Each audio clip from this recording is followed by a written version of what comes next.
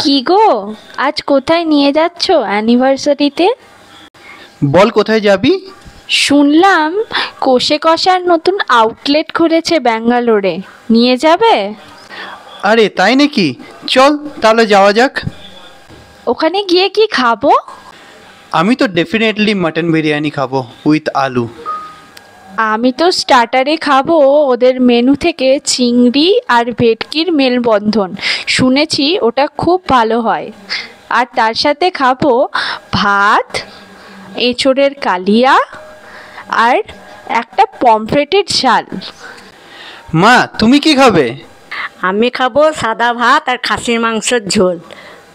আরে দারুণ দারুণ! লাস্টে ডেজার্টে কিন্তু নলেন গুড়ের আইসক্রিম অর্ডার করতে ভুলো না। কেমন খেতে মা নলেন গুড়ের আইসক্রিমটা? দারুণ দারুণ।